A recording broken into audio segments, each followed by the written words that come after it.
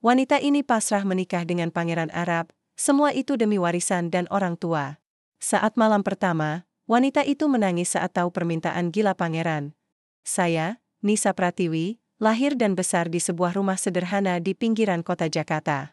Sejak kecil, saya selalu diajarkan untuk bekerja keras dan pantang menyerah. Ayah saya, seorang pegawai di perusahaan swasta, adalah pahlawan dalam hidup saya. Ia bekerja siang malam demi memastikan saya dan adik saya bisa bersekolah dengan layak. Namun, semuanya berubah ketika ayah meninggal dunia 3 tahun lalu akibat serangan jantung.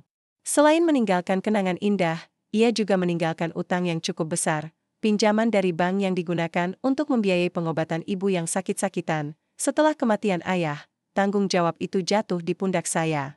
Saya bekerja sebagai staf administrasi di sebuah perusahaan ekspor-impor sambil kuliah malam. Meski lelah, saya tidak pernah mengeluh. Saya yakin bahwa suatu hari nanti, kerja keras saya akan membuahkan hasil. Ketika saya mulai merasa sedikit lega karena utang sudah separuh lunas, ibu jatuh sakit lagi. Tagihan rumah sakit datang bertubi-tubi, dan saya tak punya pilihan lain selain menjual barang-barang berharga kami satu persatu, hingga suatu hari, sebuah telepon mengubah segalanya. Telepon itu berasal dari seorang pengacara bernama Pak Rahman, yang mengaku sebagai perwakilan keluarga kerajaan Al-Farisi dari Arab Saudi. Awalnya, saya pikir ini hanya lelucon semata atau penipuan. Siapa yang tidak akan curiga jika mendadak diminta untuk menikahi seorang pangeran Arab? Namun, setelah beberapa pertemuan rahasia di kantor hukum Pak Rahman, saya menyadari bahwa ini nyata. Mereka menawarkan pernikahan dengan Pangeran Malik Al-Farisi sebagai solusi untuk melunasi semua utang keluarga. Sebagai imbalannya, saya harus menandatangani kontrak pranikah yang menyebutkan bahwa saya tidak boleh mencampuri urusan internal. Keluarga kerajaan harus patuh pada aturan istana dan bersedia tinggal di Arab Saudi. Keluarga kerajaan tidak peduli apakah kamu mencintai Pangeran Malik atau tidak, kata Pak Rahman dengan nada dingin. Yang mereka inginkan adalah seorang istri yang dapat memenuhi ekspektasi publik dan membantu menjaga nama baik keluarga. Saya ragu. Bagaimana mungkin saya, seorang gadis biasa dari Jakarta, bisa hidup di dunia kemewahan seperti itu? Apalagi, saya belum pernah bertemu dengan Pangeran Malik. Namun, ketika ibu duduk di kursi roda, wajahnya pucat karena penyakit yang tak kunjung sembuh, saya tahu apa yang harus saya lakukan.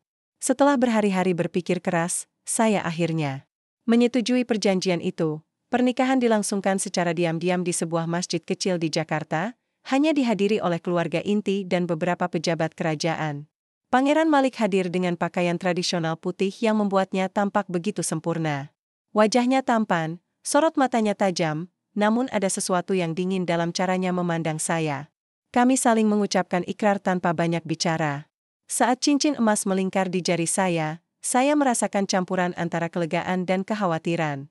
Kelegaan karena utang keluarga akhirnya terbayar lunas, dan kekhawatiran karena saya benar-benar tidak tahu apa yang menanti saya di depan. Beberapa hari setelah pernikahan, saya meninggalkan Jakarta menuju Riyadh. Perjalanan itu seperti mimpi buruk bagi saya. Pesawat jet pribadi yang mewah, karpet merah yang terhampar di bandara, hingga limusin hitam yang membawa saya ke istana megah, semua itu terasa asing. Dalam hati, saya bertanya-tanya, apakah ini benar-benar kehidupan baru saya? Begitu tiba di istana, saya disambut oleh seorang wanita paruh baya bernama Siti Aisyah, dayang senior yang ditugaskan menjadi mentor saya. "Selamat datang, Yang Mulia," katanya dengan senyum ramah. Namun, di balik senyumannya, saya merasakan ada sesuatu yang disembunyikan. "Mulai besok, Anda akan belajar tentang etika dan adat istana. Harap bersiap untuk menjalani pelatihan intensif. Malam pertama di istana adalah malam yang panjang dan jelisa." Suami saya, Pangeran Malik, jarang berbicara. Dia lebih sering duduk di ruang kerjanya, tenggelam dalam dokumen-dokumen penting. Saya mencoba menghampirinya, tetapi ia hanya memberikan jawaban singkat dan formal. Saya merasa seperti boneka cantik yang dipajang di etalase toko, tanpa jiwa dan tanpa perasaan. Namun, ada satu hal aneh yang langsung saya sadari malam itu. Di tengah keheningan istana yang sunyi, saya mendengar tangisan samar-samar dari salah satu sayap bangunan. Tangisan itu terdengar pilu dan menyayat hati, seolah-olah seseorang sedang menangis dalam kesendirian yang mendalam. Ketika saya mencoba mengikuti arah suara itu, para pengawal istana tiba-tiba muncul dan menghalangi jalan saya. "Maaf, Yang Mulia, Anda tidak diizinkan masuk ke area tersebut," Ujar salah satu dari mereka dengan nada hormat namun tegas, tangisan itu terus menghantui saya sepanjang malam. Siapa yang menangis di istana sebesar ini? Mengapa tidak ada yang mau memberikan jawaban? Pertanyaan-pertanyaan itu berputar-putar di kepala saya, membuat saya semakin sulit tidur. Saya mulai merasakan bahwa di balik kemewahan istana ini, ada rahasia kelam yang tak ingin diketahui siapapun, dan begitulah awal dari petualangan saya yang tak terduga. Sebuah pernikahan yang awalnya saya anggap sebagai jalan keluar dari masalah finansial, ternyata membawa saya ke dalam dunia yang sama. Sekali berbeda, dunia penuh teka-teki, ekspektasi tak masuk akal, dan rahasia-rahasia yang tersembunyi di balik tirai keemasan. Matahari mulai terbit ketika saya membuka mata, namun istana tetap sunyi. Suara tangisan misterius dari malam sebelumnya masih terngiang di kepala saya, seperti bayangan gelap yang sulit diusir. Saya mencoba menenangkan diri dengan menghirup aroma kopi yang disuguhkan oleh salah satu pelayan pagi itu. Namun, apapun yang saya lakukan, perasaan tidak nyaman ini tetap ada, seolah-olah dunia baru ini bukanlah tempat saya. Siti Aisyah, dayang senior yang ditugaskan menjadi mentor saya, datang ke kamar tepat pukul 7 pagi. Ia tersenyum ramah, tapi tatapan matanya begitu tajam, seperti sedang memperhatikan setiap gerakan saya. Selamat pagi, Yang Mulia, katanya sambil membungkuk hormat. Mulai hari ini, Anda akan mempelajari adat istana. Kami harus memastikan bahwa Anda siap untuk menjalani peran sebagai istri Pangeran Malik. Parent, saya Menggelanji kata. Itu dalam hati, merasa seperti seorang murid yang dipaksa belajar pelajaran tanpa diberi kesempatan bertanya. Apa maksudnya dengan peran? Bukankah pernikahan ini hanya formalitas? Tapi saya tidak berani menyuarakan pikiran itu. Sebagai gantinya, saya hanya mengangguk pelan dan mengikuti instruksi Aisyah. Pelajaran pertama dimulai di ruang tamu utama, di mana saya diajarkan cara berjalan dengan anggun, cara berbicara dengan nada halus, bahkan cara tersenyum agar terlihat sempurna di depan kamera. Semua ini terasa sangat asing bagi saya.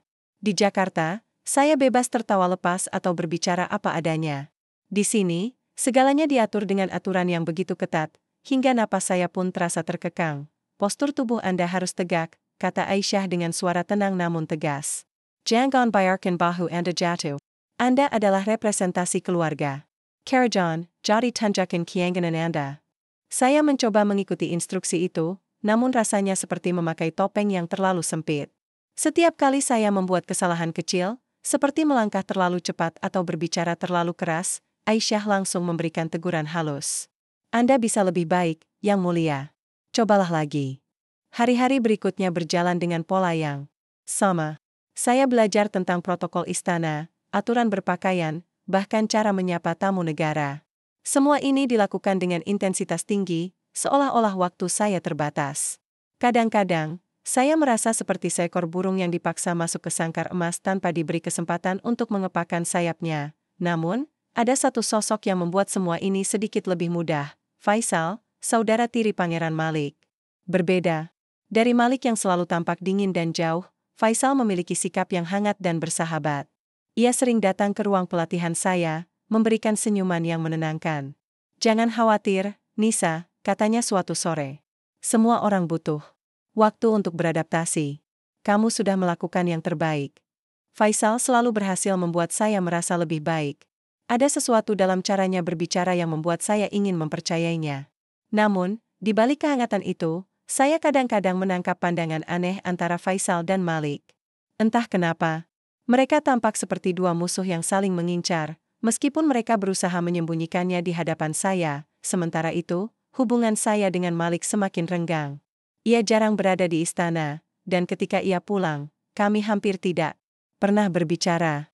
Bahkan saat makan malam bersama, percakapan kami hanya berkisar pada hal-hal formal seperti jadwal kegiatan esok hari atau kabar singkat tentang pekerjaannya. Takeda Kandan, Takeda Senchahan Kessel yang menunjukkan keintiman. Saya mulai merasa bahwa saya bukanlah pasangannya, melainkan sekadar bagian dari tanggung jawab yang harus ia jalani. Namun, hal yang paling mengganggu saya adalah Ratu Ibu, Ibunda Malik. Wanita itu memiliki aura yang begitu kuat hingga membuat saya merasa seperti remah-remah roti yang tak layak disentuh. Saat pertemuan pertama kami, ia memandang saya dari ujung rambut hingga ujung kaki, lalu berkata, "Kamu harus ingat, Nisa, bahwa kamu bukanlah bagian dari keluarga ini karena darahmu. kamu di sini karena kontrak. Jangan lupa untuk menjaga perilakumu. Kata-katanya menusuk hati saya, meninggalkan bekas luka yang sulit sembuh.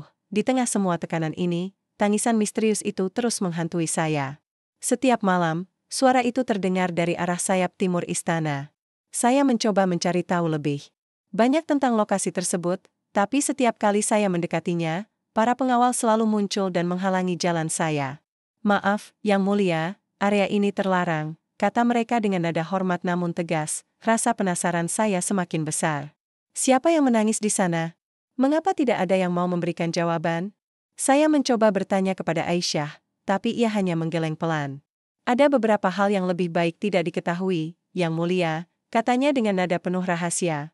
Pernyataan itu membuat saya semakin yakin bahwa ada sesuatu yang disembunyikan di balik kemewahan istana ini. Namun, saya tahu bahwa saya tidak bisa gegabah. Jika saya ingin mengungkap kebenaran, saya harus berhati-hati. Salah langkah bisa berarti bencana. Seiring berjalannya waktu, saya mulai merasa seperti makhluk asing di dunia ini. Keluarga kerajaan, para pelayan, bahkan istana itu sendiri, semuanya terasa begitu jauh dari kenyataan yang saya kenal. Saya rindu rumah, rindu suara riuh pasar tradisional di Jakarta, rindu percakapan ringan dengan teman-teman kantor. Neiman, saya juga tahu bahwa saya tidak bisa mundur. Terlalu banyak yang dipertaruhkan, keluarga saya, masa depan saya, dan janji-janji yang telah saya buat, dan di tengah semua kebingungan ini, satu hal yang pasti, istana ini menyimpan rahasia yang lebih besar dari yang saya bayangkan. Saya hanya belum tahu apakah saya siap untuk menghadapinya. Pagi itu, saat saya berdiri di depan cermin besar di kamar saya menatap bayangan diri sendiri dengan perasaan kosong. Saya telah menjalani pelatihan selama lebih dari sebulan, dan meskipun saya sudah bisa berjalan dengan anggun, berbicara dengan nada halus, serta tersenyum seperti yang diajarkan Aisyah, ada sesuatu dalam diri saya yang merasa semakin rapuh. Topeng kemewahan ini mulai terasa begitu berat, hingga kadang-kadang saya ingin melemparkannya dan berlari keluar dari istana. Namun, saya tidak punya pilihan. Tekanan untuk menjadi sempurna semakin besar setiap harinya. Ratu Ibu seringkali muncul secara tiba-tiba saat saya sedang belajar protokol istana atau berlatih adat keagungan. Nisa, katanya suatu pagi dengan nada dingin, kamu masih tampak terlalu canggung. Kamu harus ingat bahwa kamu adalah representasi keluarga Al-Farisi. Jika kamu gagal, nama baik keluarga akan tercoreng. Kata-katanya seperti cambuk yang menyengat kulit saya. Meski saya mencoba menahan air mata, saya merasakan dinding dalam hati saya mulai retak. Setiap teguran dari Ratu Ibu membuat saya merasa semakin kecil, semakin tak berarti. Bagaimana mungkin saya bisa memenuhi ekspektasi seseorang yang bahkan tidak mengenal saya? Sementara itu, hubungan saya dengan Malik semakin jauh. Kami jarang bertemu, dan ketika kami melakukannya, percakapan kami hanya berlangsung singkat. Ia tampak seperti orang asing bagi saya, dingin, formal, dan selalu terburu-buru. Suatu malam, saat kami duduk berdua di ruang makan yang megah, saya memberanikan diri untuk bertanya, Malik, apa yang sebenarnya kamu harapkan dari pernikahan ini? Ia menatap saya sejenak, lalu menjawab dengan nada datar, aku hanya ingin segalanya berjalan sesuai rencana. Jawaban itu membuat saya semakin bingung. Apakah ia benar-benar peduli pada saya? Ataukah saya hanya bagian dari strategi besar yang tidak pernah saya pahami? Namun, ada satu hal yang membuat saya curiga. Saat Malik berbicara tentang pernikahan ini, matanya tampak kosong, seolah-olah ia sedang memikirkan sesuatu yang lain. Saya mulai bertanya-tanya apakah ada alasan lain di balik pernikahan ini selain warisan yang dijanjikan kepada keluarga saya. Apakah ada rahasia yang belum ia ungkapkan? Di tengah semua kebingungan ini, Faisal semakin sering mendekati saya. Selalu datang dengan senyuman hangat dan kata-kata yang menenangkan. Jangan biarkan mereka menghancurkanmu, Nisa, katanya suatu hari. Kamu lebih kuat daripada yang kamu kira. Namun, ada sesuatu dalam tatapannya yang membuat saya ragu. Kadang-kadang, saya merasa seperti ia sedang menyembunyikan sesuatu. Apakah ia benar-benar saudara tiri Malik, atau ada hubungan lain yang lebih dalam antara mereka? Suatu malam, saya memutuskan untuk mencari tahu lebih banyak tentang tangisan misterius yang terus menghantui saya. Dengan hati-hati, saya menyelinap keluar dari kamar saya setelah semua orang tertidur. Istana terasa begitu sunyi, hanya suara langkah kaki saya yang bergema di koridor panjang yang dilapisi karpet merah. Saat saya mendekati sayap timur istana, suara tangisan itu semakin jelas. Kali ini, saya yakin bahwa itu bukan sekadar ilusi. Ada seseorang di sana, menangis dalam kesendirian yang mendalam. Namun, sebelum saya berhasil mencapai pintu utama sayap timur, para pengawal istana tiba-tiba muncul dari balik bayangan. Maaf, Yang Mulia, Anda tidak diizinkan masuk ke area ini, kata salah satu dari mereka dengan nada hormat namun tegas. Kenapa? Tanya saya dengan suara bergetar. Apa yang ada di sana? Penggawal itu hanya diam, lalu membungkuk hormat sebelum mundur perlahan. Saya tahu bahwa saya tidak bisa memaksa mereka untuk menjawab. Namun, rasa penasaran saya semakin besar. Apa yang disembunyikan di balik pintu itu? Keesokan harinya, saya mencoba menanyakan hal ini kepada Aisyah. Ada apa di sayap timur istana? Tanyaku dengan nada pelan, berusaha terdengar santai. Aisyah menatap saya sejenak, lalu menggeleng pelan. Ada beberapa hal yang lebih baik tidak diketahui, Yang Mulia, katanya dengan nada ambigu. Lebih baik fokus pada tugas-tugasmu sebagai istri Pangeran Malik. Namun, jawaban itu hanya membuat saya semakin penasaran. Saya mulai mencari informasi dari para pelayan lainnya, tetapi mereka semua menolak untuk berkomentar. Seolah-olah ada konspirasi diam-diam untuk menjaga rahasia tersebut. Hingga suatu sore, saya menemukan petunjuk penting. Saat membersihkan perpustakaan istana, saya menemukan sebuah album foto tua yang tersembunyi di balik rak buku. Di dalamnya, ada foto-foto seorang wanita muda yang sangat mirip dengan saya. Wanita itu tampak bahagia, dengan senyum lebar dan mata yang berbinar. Di salah satu fotonya, ia berdiri di samping Malik, yang tampak lebih muda dan lebih hangat dibandingkan sekarang. Siapa dia? Tanyaku pada diri sendiri, merasa seperti sedang melihat cerminan masa lalu yang aneh. Beberapa saat kemudian, Aisyah masuk ke perpustakaan dan melihat album itu di tangan saya. Wajahnya langsung berubah pucat. Anda tidak seharusnya melihat itu, katanya dengan suara bergetar. Siapa dia? Tanyaku lagi, kali ini dengan nada lebih tegas. Aisyah menghela napas panjang, lalu menjawab dengan nada pelan. Dia adalah Laila, tunangan Pangeran Malik sebelum kamu. Dia meninggal beberapa tahun lalu dalam kecelakaan tragis. Kata-kata itu seperti petir yang menyambar hati saya. Laila? Tunangan Malik? Mengapa ia mirip dengan saya? Dan mengapa namanya disebut-sebut dengan nada penuh kesedihan? Bagaimana dia meninggal? Tanyaku. Meskipun saya sudah bisa merasakan bahwa ada sesuatu yang tidak beres, Aisyah ragu sejenak, lalu berkata, ada yang mengatakan itu adalah kecelakaan biasa. Tapi ada juga yang mengatakan, ada yang tidak beres dengan kematiannya. Saya merasakan tubuh saya gemetar. Apakah tangisan misterius itu milik Laila? Apakah rohnya masih gentayangan di istana ini? Atau mungkin, ada rahasia lain yang lebih gelap di balik kematiannya? Malam itu, saya duduk di tepi tempat tidur dengan pikiran yang berkecamuk. Semua teka-teki ini mulai terhubung satu sama lain. Apakah saya hanya dipilih karena kemiripan saya dengan Laila? Apakah Malik menikahi saya karena ia ingin melupakan masa lalu yang menyakitkan? Dan jika demikian, apakah saya hanya sekadar boneka pengganti? Saya tahu bahwa saya tidak bisa tinggal diam. Jika saya ingin memahami kebenaran di balik semua ini, saya harus berani mengambil risiko. Namun, saya juga sadar bahwa langkah saya harus hati-hati. Salah langkah bisa berarti bencana, dan begitulah, di tengah kemewahan istana yang megah, saya mulai menyadari bahwa ada retakan besar di balik tirai emas ini. Rahasia-rahasia keluarga kerajaan mulai terungkap sedikit demi sedikit, dan saya tahu bahwa saya tidak bisa mundur.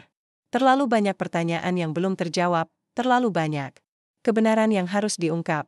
Malam itu, saya tidak bisa tidur.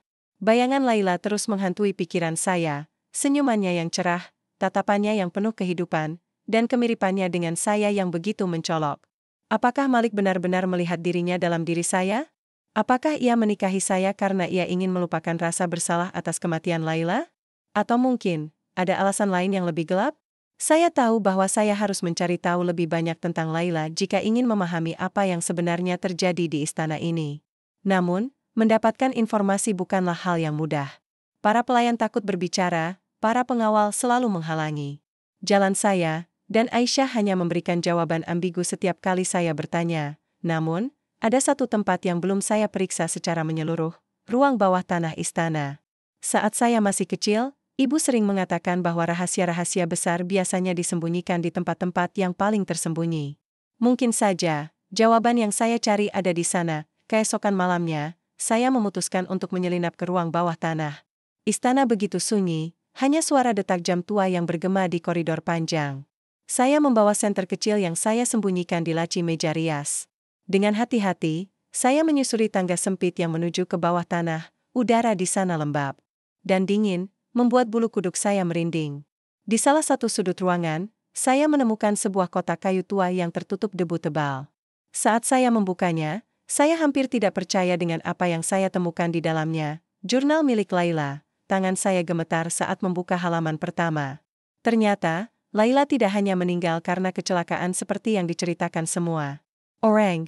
Jurnal itu berisi curahan hatinya tentang tekanan hidup di istana, ancaman yang ia terima, dan ketakutan-ketakutannya terhadap Ratu Ibu. Salah satu entry menulis, "Aku tidak tahu berapa lama lagi aku bisa bertahan. Mereka semua menginginkan aku lenyap dari sini. Aku hanya ingin bebas, tapi sepertinya kebebasan itu tidak akan pernah datang. Aku takut, sangat takut." Air mata mulai membasahi pipi saya saat membaca tulisan-tulisan itu. Laila ternyata bukan korban kecelakaan biasa. Dia adalah korban manipulasi dan kejamnya politik keluarga kerajaan. Dan yang lebih mengejutkan, dia adalah sepupu Malik sendiri. Saya terus membaca hingga akhir jurnal, di mana Laila menulis tentang ketakutannya terhadap Faisal. Faisal selalu mengawasiku. Matanya penuh kebencian. Aku tidak tahu apa yang ia rencanakan, tapi aku yakin itu tidak baik. Jantung saya berdebar kencang. Faisal? Saudara Terry Malik? Apakah dia terlibat dalam kematian Laila? Semua ini mulai terasa seperti jaring laba-laba yang rumit, dengan benang-benang yang saling terhubung namun sulit dipahami. Setelah membaca jurnal itu, saya menyadari bahwa saya tidak bisa menyimpan rahasia ini sendiri. Saya harus mengonfrontasi seseorang yang bisa saya percayai. Tapi siapa? Malik? Faisal? Atau bahkan Ratu Ibu? Esok harinya, saya mencoba menghampiri Malik. Ia sedang duduk di ruang kerjanya, tenggelam dalam dokumen-dokumen penting. "Malik," kataku dengan suara bergetar, "aku menemukan sesuatu tentang Laila." Ia menatap saya sejenak, lalu meletakkan pulpen di tangannya. "Apa maksudmu?" "Aku menemukan jurnalnya. Dia tidak mati karena kecelakaan. Ada yang membunuhnya." Wajah Malik langsung berubah pucat. Untuk pertama kalinya, saya melihat ekspresi emosional darinya. "Di mana kau menemukannya?" tanyanya dengan suara rendah, "Di ruang bawah tanah." Malik terdiam beberapa saat, lalu menghela napas panjang. "Kau tidak seharusnya mencari-cari tentang masa lalu ini, Nisa. Ada hal-hal yang lebih baik tidak diketahui." "Kenapa kau tidak pernah memberitahuku tentang Laila?" tanyaku, suara saya mulai meninggi karena frustrasi. "Kenapa kau menikahiku padahal aku mirip dengannya? Apa aku hanya penggantinya?" Malik menundukkan kepala, tampak bingung antara marah dan sedih. "Itu tidak adil bagimu," katanya pelan. "Aku tidak menikahimu karena kamu mirip dengannya. Aku hanya ingin melupakan masa lalu yang menyakitkan. Tapi sekarang aku sadar, aku hanya membuatmu terjebak dalam masalah yang sama." Kata-katanya membuat saya merasa bercampur aduk. Di satu sisi, saya merasa lega karena ia tidak menikahi saya karena saya mirip Laila. Di sisi lain, saya merasa semakin tersesat dalam labirin rahasia keluarga kerajaan ini. Namun, ada satu hal yang saya yakini, saya tidak bisa tinggal diam. Jika saya ingin menemukan kebenaran penuh, saya harus berani mengambil risiko lebih besar lagi. Beberapa hari kemudian, saya memutuskan untuk mencari Faisal. Ia sedang berada di taman istana, duduk di bawah pohon kurma yang rindang. "Faisal," kataku. Saat mendekatinya, "Aku perlu bicara denganmu." Ia menoleh, lalu tersenyum hangat seperti biasa. "Ada apa, Nisa?" "Aku tahu tentang Laila," kataku langsung. "Dan aku tahu bahwa kau terlibat dalam kematiannya." Senyum Faisal langsung menghilang. Wajahnya berubah dingin, matanya penuh amarah. "Jadi, kau sudah mengetahuinya," katanya dengan nada sinis. "Kenapa kau melakukannya?" tanyaku, suara saya bergetar karena ketakutan. Faisal tertawa dingin. "Dia pantas mendapatkannya. Dia pikir dia bisa memiliki segalanya, termasuk cinta Malik. Tapi dia lupa bahwa dia hanyalah anak haram dari ayah kami. Dia tidak pantas mendapatkan posisinya di keluarga ini." Kata-kata itu membuat saya terkejut. "Jadi, Laila adalah anak haram dari ayah Malik? Dan Faisal membunuhnya karena cemburu? Kau gila," kataku dengan suara gemetar. "Apa kau tidak takut jika kebenaran ini terungkap?" Faisal tersenyum lesek. "Siapa yang akan percaya padamu? Bagi semua orang, kau hanyalah istri baru yang tidak tahu apa-apa tentang keluarga ini." Saya tahu bahwa saya dalam bahaya.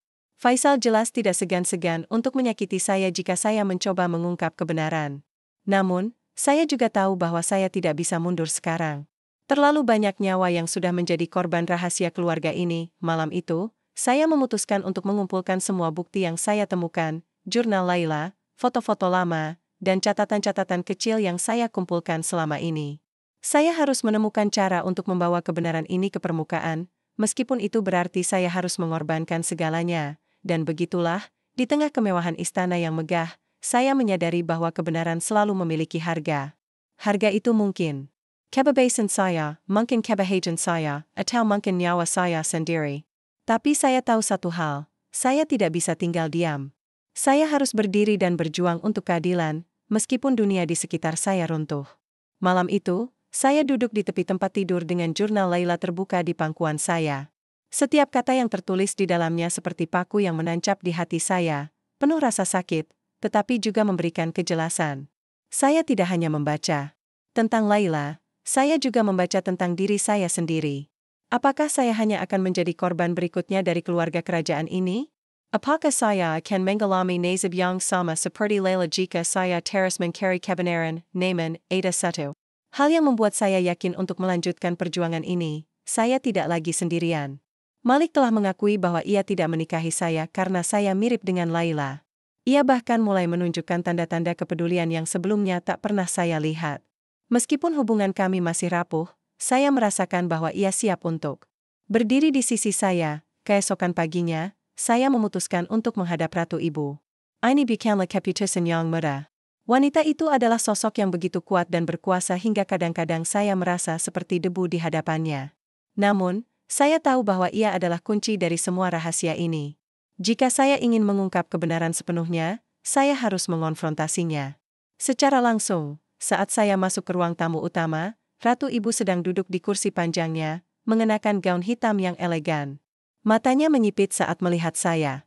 "Ada apa, Nisa?" tanyanya dengan nada dingin. "Yang mulia," kata saya dengan suara bergetar namun berusaha tetap teguh, "aku tahu tentang Laila."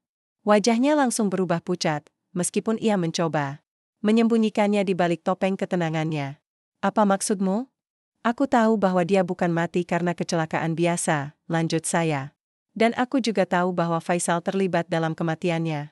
Ratu Ibu menatap saya lama, lalu tertawa. "Helen, anak muda, kamu pikir kamu bisa membongkar rahasia keluarga ini? Kamu hanya istri baru yang tidak tahu apa-apa." "Tidak, Yang Mulia," kata saya dengan suara lebih tegas. "Aku sudah menemukan buktinya. Aku punya jurnal Laila. Dan jika kamu tidak mau mengakui kebenaran, aku akan membawanya ke publik." Ucapan itu seperti bom yang meledak di ruangan. Ratu Ibu bangkit dari kursinya, wajahnya memerah karena amarah. "Berani sekali kamu mengancam keluarga kerajaan." "Aku tidak mengancam," kata saya tenang. "Aku hanya ingin keadilan. Laila tidak pantas mati seperti itu. Dia adalah bagian dari keluarga ini, dan kematian tragisnya harus diungkapkan." Untuk beberapa saat, ruangan terasa begitu sunyi hingga saya bisa mendengar detak jantung saya sendiri. Ratu Ibu duduk kembali, tampak lelah namun tetap dingin. "Baiklah," katanya akhirnya. "Kamu ingin tahu kebenaran? Aku akan memberitahumu." Ia mulai bercerita tentang Laila, tentang bagaimana gadis itu lahir dari hubungan gelap ayah Malik dengan salah satu pelayan istana. Laila dibesarkan sebagai anak sah, tapi selalu menjadi pusat konflik di dalam keluarga. Saat Laila dewasa, ia jatuh cinta dengan Malik, dan hubungan mereka menjadi skandal besar di kalangan keluarga kerajaan. Ratu Ibu mengatakan bahwa ia tidak setuju dengan hubungan itu, karena Laila tidak pantas mendapatkan posisi sebagai putri mahkota. Namun, yang membunuhnya bukan aku, katanya dengan nada tajam. Itu Faisal. Dia cemburu pada Laila karena dia selalu mendapatkan perhatian lebih dari ayah kami. Faisal membunuhnya, dan aku membiarkannya. Karena itulah cara terbaik untuk menjaga reputasi keluarga. Kata-kata itu seperti petir yang menyambar hati saya. Ratu Ibu memang tidak membunuh Laila dengan tangannya sendiri, tapi dia adalah dalang di balik semua ini. Dia membiarkan pembunuhan itu terjadi demi nama baik keluarga kerajaan. Setelah percakapan itu, saya meninggalkan ruangan dengan perasaan campur aduk. Di satu sisi, saya lega karena akhirnya mengetahui kebenaran. Di sisi lain, saya merasa semakin tersesat dalam labirin rahasia keluarga ini. Bagaimana mungkin orang-orang yang seharusnya saling mencintai bisa melakukan hal-hal sekejam ini? Namun, saya tahu bahwa saya tidak bisa berhenti sekarang. Saya harus membawa kebenaran ini ke permukaan. Tidak hanya demi Laila, tetapi juga demi diri saya sendiri. Saya memutuskan untuk mengumpulkan semua bukti yang saya miliki, jurnal Laila, foto-foto lama, dan rekaman percakapan saya dengan Ratu Ibu, lalu membawanya kepada Malik. Kita harus mengungkap semua ini, kata saya padanya malam itu. Ini bukan hanya tentang Laila. Ini tentang keadilan. Malik menatap saya lama, lalu mengangguk pelan. Aku akan membantumu, katanya dengan nada tegas. Tapi kita harus berhati-hati. Faisal tidak akan tinggal diam jika dia tahu apa yang kita rencanakan. Keesokan harinya, kami mulai bertindak. Kami menghubungi seorang wartawan terpercaya yang bersedia membantu kami mengungkap skandal ini kepada publik. Namun, sebelum kami berhasil melaksanakan rencana kami, Faisal mengetahui apa yang sedang kami lakukan. Malam itu, saat saya sedang berada di kamar saya, pintu tiba-tiba terbuka dengan keras. Faisal masuk dengan wajah penuh amarah, matanya menyala seperti api. Jadi, kau benar-benar berencana menghancurkan keluarga ini, katanya dengan nada sinis. Faisal, kau sudah melakukan cukup banyak kejahatan, kata saya dengan suara gemetar namun berusaha tetap teguh. Aku tidak akan membiarkanmu lolos begitu saja. Dia tertawa dingin. Kau pikir kau bisa menghentikanku? Kau hanya seorang gadis kecil dari Jakarta yang tidak tahu apa-apa tentang dunia ini. Sebelum saya bisa menjawab, Malik tiba-tiba muncul di pintu. Cukup, Faisal, katanya dengan suara tegas. Kau sudah melakukan cukup banyak kerusakan. Sekarang, biarkan kami menyelesaikan ini. Faisal menatap Malik dengan mata penuh kebencian. Untuk sesaat, saya merasa seperti ada dua singa yang siap bertarung di depan saya. Namun, akhirnya Faisal mundur dengan langkah-langkah cepat, meninggalkan kami berdua di dalam kamar. Kita harus segera bertindak, kata Malik setelah Faisal pergi. Jika kita tidak melakukannya sekarang, dia akan mencoba menghentikan kita. Kami segera menghubungi wartawan itu dan mengatur pertemuan rahasia di luar istana. Dengan hati-hati, kami membawa semua bukti kepadanya, termasuk rekaman percakapan saya dengan Ratu Ibu. Wartawan itu berjanji untuk menerbitkan cerita ini keesokan harinya. Namun, saat kami kembali ke istana, suasana sudah berubah. Para pengawal istana berkumpul di halaman utama, dan Faisal berdiri di tengah-tengah mereka dengan senyum licik di wajahnya. Kalian pikir kalian bisa menghancurkan keluarga ini, katanya dengan nada sombong. Kalian salah. Sebelum kami sempat bereaksi, para pengawal menangkap kami dan membawa kami ke hadapan Ratu Ibu. Wanita itu duduk di singgasananya, tampak marah namun tetap tenang. Kalian berdua sudah melampaui batas, katanya dengan nada dingin. Tapi jangan khawatir, kami sudah menangkap wartawan itu. Tidak ada yang akan mengungkap rahasia keluarga ini. Saya merasa seperti dunia runtuh di sekitar saya. Semua usaha kami sia-sia. Faisal dan Ratu Ibu berhasil menghentikan kami sebelum kami bisa melakukan apapun. Namun, Malik menatap saya dengan mata penuh keyakinan. Kita belum kalah, katanya. Helen, masih ada cara. Dan begitulah, di tengah kegelapan istana yang megah, saya menyadari bahwa perjuangan ini belum berakhir. Meskipun kami terjebak dalam situasi yang sulit, saya tahu bahwa kami tidak boleh menyerah. Kebenaran harus terungkap, apapun risikonya. Malam itu, saya duduk di ruang penjara bawah tanah istana, tubuh saya lelah, pikiran saya penuh dengan kebingungan. Malik berada di samping saya, wajahnya pucat namun matanya tetap menyala dengan tekad yang kuat. Kami berdua ditahan oleh pengawal istana atas perintah Ratu Ibu, dan wartawan yang kami percayai ternyata telah ditangkap sebelum sempat menerbitkan cerita tentang keluarga kerajaan. Namun, meskipun situasi terasa begitu gelap, ada satu hal yang membuat saya tetap teguh, kebenaran masih ada di tangan kami. Jurnal Laila, foto-foto lama, dan rekaman percakapan saya dengan Ratu Ibu, semua bukti itu belum hilang. Saya menyembunyikannya di tempat yang hanya diketahui oleh Malik dan saya sebelum kami ditangkap. Jika kami bisa menjangkaunya lagi, kami masih punya kesempatan untuk mengungkap semuanya. Kita harus mencari cara untuk keluar dari sini, kata Malik dengan suara rendah, hampir seperti berbisik. Jika Faisal atau Ibu tahu bahwa kita masih memiliki bukti, mereka tidak akan segan-segan menghancurkannya, atau bahkan membunuh kita. Saya mengangguk pelan, meskipun rasa takut mulai merayapi hati saya. Bagaimana mungkin dua orang yang terkurung dalam ruangan tanpa jendela ini bisa melawan seluruh keluarga kerajaan? Namun, ketika saya melihat sorot mata Malik, saya tahu bahwa ia juga tidak akan menyerah. Ia adalah pria yang sama yang awalnya dingin dan jauh, tapi kini ia berdiri di sisi saya, siap untuk berjuang demi kebenaran. Beberapa jam kemudian, sebuah ide muncul di benak saya. Salah satu pelayan yang sering membantu saya saat pertama kali tiba di istana, seorang wanita muda bernama Sarah, mungkin bisa membantu kami. Meskipun ia jarang bicara, saya selalu merasakan bahwa ia memiliki hati yang baik. Mungkin, jika saya bisa menghubunginya, ia bersedia membantu kami melarikan diri. Saat salah satu pengawal masuk untuk memberi kami makanan malam, saya memutuskan untuk mengambil risiko. Sarah, panggil saya dengan suara pelan namun cukup keras agar ia mendengarnya. Wanita itu menoleh, wajahnya tampak gugup. Tolong, aku butuh bantuanmu, lanjut saya, mencoba meyakinkan meskipun saya sendiri tidak yakin apakah ia akan setuju. Untuk beberapa saat, Sarah hanya diam. Namun, akhirnya ia mengangguk pelan sebelum meninggalkan ruangan. Saya tidak tahu apakah ia benar-benar akan membantu kami, tapi itulah satu-satunya harapan yang kami miliki. Pagi berikutnya, kami mendengar suara langkah kaki mendekati ruangan. Pintu dibuka, dan Sarah masuk dengan wajah pucat namun penuh tekad. Di tangannya, ia membawa kunci yang digunakan untuk membuka pintu sel kami. Cepat, katanya dengan suara bergetar. Aku hanya punya waktu beberapa menit. Malik dan saya segera bangkit, lalu mengikuti Sarah menembus koridor-koridor bawah tanah istana. Kami berjalan dengan hati-hati, berusaha tidak menimbulkan suara apapun. Setiap langkah terasa seperti detik-detik yang panjang, seolah-olah waktu berhenti hanya untuk membuat kami semakin tegang. Akhirnya, kami berhasil mencapai ruangan di mana saya menyembunyikan semua bukti. Dengan cepat, saya mengeluarkan jurnal Laila, foto-foto lama, dan rekaman percakapan dengan Ratu Ibu, lalu memasukkannya ke dalam tas kecil yang sudah disiapkan Sarah.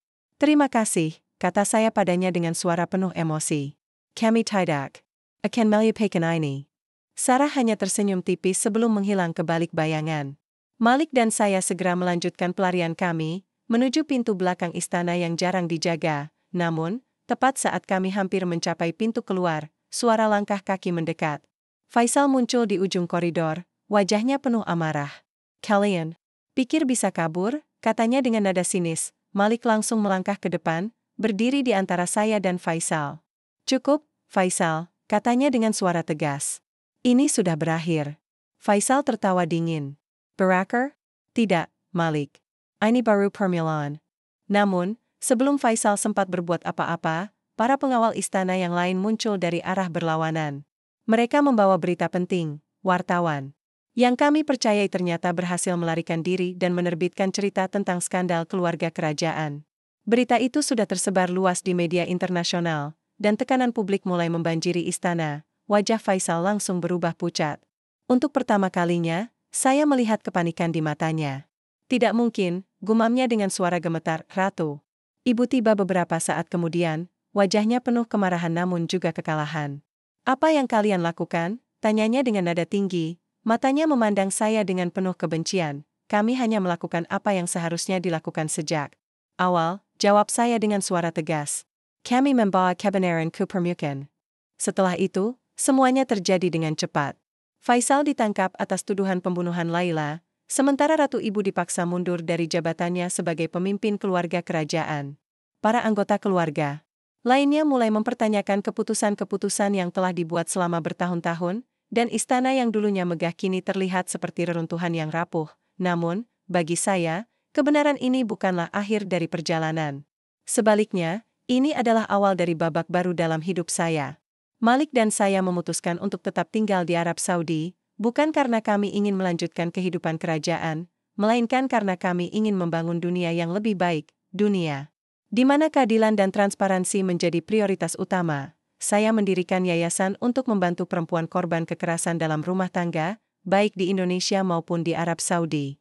Yayasan itu menjadi simbol harapan bagi banyak orang yang pernah merasa terjebak dalam situasi yang sama seperti saya.